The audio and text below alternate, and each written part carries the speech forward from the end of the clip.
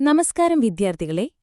ഇന്ന് നമ്മൾ ഗഗൻ ഗിൽ എഴുതിയ ഹൃദയസ്പർശിയായ ഒരു സ്മരണ ഡൽഹി മേം ഉനിന്ദെ അഥവാ ഡൽഹിയിലെ ഉറങ്ങാത്തവർ എന്നതിനെക്കുറിച്ച് പഠിക്കാൻ പോകുന്നു. ഈ സ്മരണ സമൂഹത്തിലെ ഒരു പ്രത്യേക വിഭാഗത്തെ നമുക്ക് പരിചയപ്പെടുത്തുന്നു. അവരെ നമ്മൾ പലപ്പോഴും ശ്രദ്ധിക്കാറില്ല.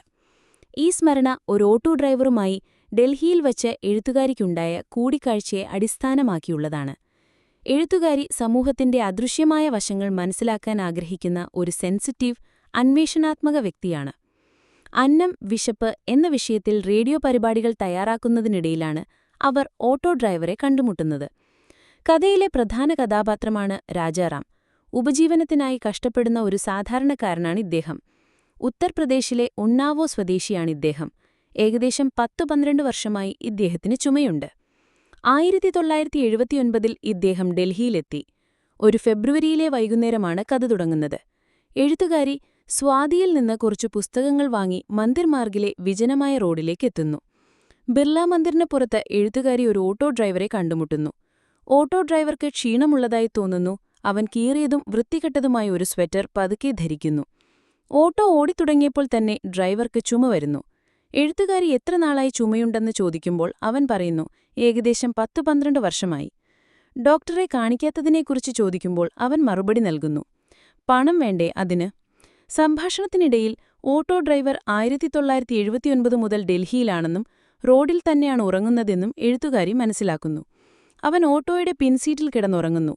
അവന്റെ സാധനങ്ങൾ, ഒരു പുതപ്പ്, ഒരു ജോഡി വസ്ത്രങ്ങൾ, ഒരു പാത്രം അവന്റെ സീറ്റിനടിയിൽ വച്ചിരിക്കുന്നു. അവൻ ധാബകളിൽ നിന്ന് ഭക്ഷണം കഴിക്കുന്നു, കൂടാതെ പൊതു ടോയ്ലറ്റുകൾ ഉപയോഗിക്കുന്നു. പഞ്ച്കുയാൻ റോഡിലെ ഏതെങ്കിലും ടാപ്പിൽ നിന്ന് അവൻ കുളിക്കുന്നു. അവന്റെ കഥയറിയാൻ ആകാംക്ഷയുള്ള എഴുത്തുകാരി അടുത്ത ദിവസം കാണാൻ അവനോട് ആവശ്യപ്പെടുന്നു. ഓട്ടോ ഡ്രൈവർ ചോദിക്കുന്നു, എനിക്കതിനുശേഷം സർക്കാർ എന്തെങ്കിലും ചെയ്യുമോ? എഴുത്തുകാരിക്ക് വാഗ്ദാനം ചെയ്യാൻ കഴിയില്ലെന്ന് പറയുന്നു, പക്ഷേ ആളുകൾക്ക് അവന്റെ ജീവിതത്തെക്കുറിച്ച് അറിയാൻ കഴിയുമെന്ന് പറയുന്നു. അടുത്ത ദിവസം ഓട്ടോ ഡ്രൈവർ എഴുത്തുകാരിയുടെ വീട്ടിൽ വരുന്നു. സോഫ വൃത്തികേടാക്കാൻ ആഗ്രഹിക്കാത്തതിനാൽ അവൻ തറയിലിരിക്കാൻ ഇഷ്ടപ്പെടുന്നു.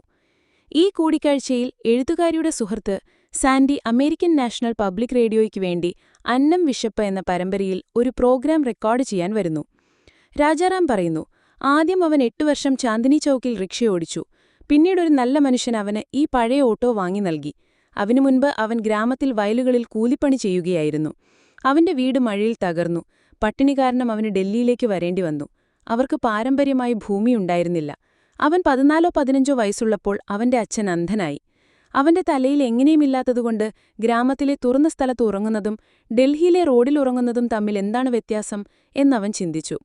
ഓട്ടോ ഓടിക്കുന്നത് പ്രയാസമാണെന്നും അതിൽ നിന്ന് ധാരാളം പുക വരുന്നുവെന്നും ഇതവന്റെ ചുമ വർദ്ധിപ്പിക്കുന്നുവെന്നും രാജാറാം പറയുന്നു.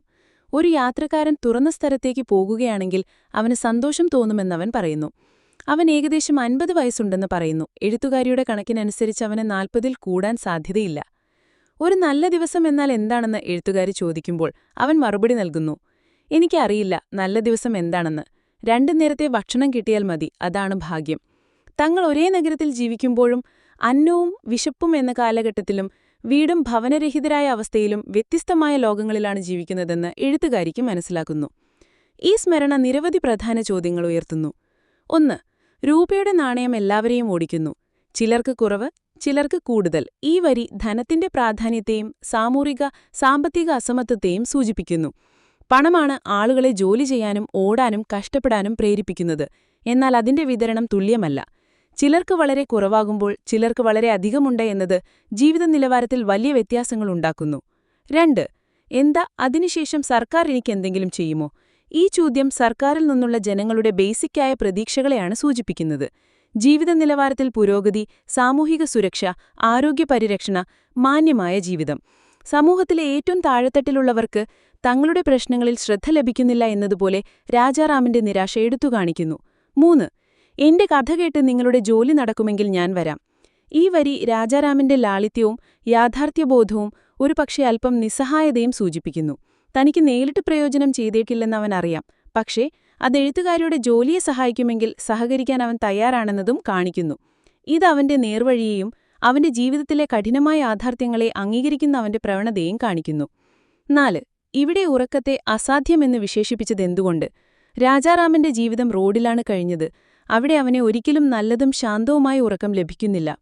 റോഡിലുറങ്ങുന്നത് സുരക്ഷിതമല്ലാത്തതുകൊണ്ട് മാത്രമല്ല, അവനെ നിരന്തരം ജാഗ്രതയോടെ ഇരിക്കാൻ പ്രേരിപ്പിക്കുന്നു. അവന്റെ ഉറക്കം എപ്പോഴും അപൂർണവും തടസ്സപ്പെട്ടതുമാണ്. അതുകൊണ്ട് അതിനെ അസാധ്യമായ ഉറക്കമെന്ന് വിളിക്കുന്നത് അവന് ഒരിക്കലും ഒരു സാധാരണ മനുഷ്യനെപ്പോലെ വിശ്രമിക്കാൻ കഴിയുന്നില്ല എന്നതുകൊണ്ടാണ്. 5. അപ്പോൾ അവന്റെ ക്ഷീണത്തിന്റെ എല്ലാ വർഷങ്ങളും അവനിൽ ചേർന്നിട്ടുണ്ടോ? രാജാറാം ഏകദേശം 50 വയസ്സുണ്ടെന്ന് പറയുന്നു. പക്ഷെ എഴുത്തുകാരുടെ കണക്കിനനുസരിച്ച് അവന് 40-ൽ കൂടാൻ സാധ്യതയില്ല. രാജാറാമിന്റെ അമിതമായ ക്ഷീണവും കഠിനമായ ജീവിതവും ദാരിദ്ര്യവും അവനെ യഥാർത്ഥ പ്രായത്തേക്കാൾ വളരെ കൂടുതൽ പ്രായമുള്ളവനാക്കിയതെന്ന് എഴുത്തുകാരിക്ക് തോന്നുന്നു. ദാരിദ്ര്യം, വിശപ്പ്, രോഗം എന്നിവയുടെ അടയാളങ്ങൾ അവന്റെ ശരീരത്തിലും മുഖത്തും വ്യക്തമായി കാണാം. ഇതവനെ സമയത്തിനു മുൻപേ ക്ഷീണിതനും വൃദ്ധനുമാക്കുന്നു. 6. 2 നേരത്തെ ഭക്ഷണം കിട്ടിയാൽ മതി, അതാണ് ഭാഗ്യം. ഈ പ്രസ്താവന രാജാറാമനെപ്പോലുള്ള ദശലക്ഷം ആളുകളുടെ അടിസ്ഥാന ആവശ്യത്തെയും സംതൃപ്തിയും സൂചിപ്പിക്കുന്നു. അവർക്ക് നല്ല ദിവസമെന്നാൽ വലിയ സന്തോഷമോ ആഡംബരമോ അല്ല, മറിച്ച് 2 നേരത്തെ ഭക്ഷണം മാത്രം ലഭിക്കുന്നതാണെന്ന് സൂചിപ്പിക്കുന്നു. ഇത് സമൂഹത്തിൽ നിലനിൽക്കുന്ന ആഴത്തിലുള്ള അസമത്വത്തെയും വിശപ്പ് മാറ്റുക എന്നത് മാത്രമേ ജീവിതത്തിലെ ഏറ്റവും വലിയ ലക്ഷ്യമെന്ന് കരുതുന്ന ആളുകളുടെ പോരാട്ടത്തെയും സൂചിപ്പിക്കുന്നു. 7. നമ്മൾ ഒരേ നഗരത്തിൽ ജീവിച്ചുകൊണ്ട് 2 വ്യത്യസ്ത കാലാവസ്ഥയിലാണ് ജീവിക്കുന്നത്. അന്നത്തിന്റെയും വിശപ്പിന്റെയും കാലാവസ്ഥയിൽ, വീടും ഭവനരഹിതരായ അവസ്ഥയിലും. ഈ പ്രസ്താവന സ്മരണയുടെ സാരവും സാമൂഹിക വിഭജനവും വ്യക്തമാക്കുന്നു. എഴുത്തുകാരിയും രാജാറാമും ഒരേ നഗരമായ ഡൽഹിയിൽ ജീവിക്കുന്നുണ്ടെങ്കിലും അവരുടെ ജീവിത യാഥാർത്ഥ്യങ്ങൾ തികച്ചും വ്യത്യസ്തമാണ്.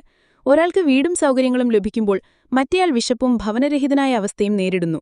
ഇത് ഒരേ ഭൂമിശാസ്ത്ര സ്ഥലത്ത് ജീവിച്ചുകൊണ്ടുതന്നെ ആളുകൾ സാമൂഹികവും സാമ്പത്തികവുമായി എത്ര വ്യത്യസ്തമായ ലോകങ്ങളിലാണ് ജീവിക്കുന്നതെന്ന് കാണിക്കുന്നു. ഡൽഹി മേ മുനിന്ദെ നമ്മുടെ ദൈനംദിന ജീവിതത്തിൽ പലപ്പോഴും അദൃശ്യരായി മാറുന്ന ആളുകളോട് നമ്മെ കൂടുതൽ സംവേദനശീലരാക്കുന്നു. ചിലർക്ക് എങ്ങനെ 2 നേരത്തെ ഭക്ഷണത്തിനും ഒരു മേൽക്കൂരയ്ക്കും വേണ്ടി കഷ്ടപ്പെടുന്നു എന്നും മറ്റു ചിലർ സുഖമായ ജീവിതം നയിക്കുന്നുവെന്നും ചിന്തിക്കാൻ ഈ സ്മരണ നമ്മെ പ്രേരിപ്പിക്കുന്നു. ഈ കഥ മനുഷ്യന്റെ അന്തസ്ത്, പോരാട്ടം, സാമൂഹിക ഉത്തരവാദിത്തം എന്നിവയെക്കുറിച്ച് പ്രധാന പാഠങ്ങൾ പഠിപ്പിക്കുന്നു.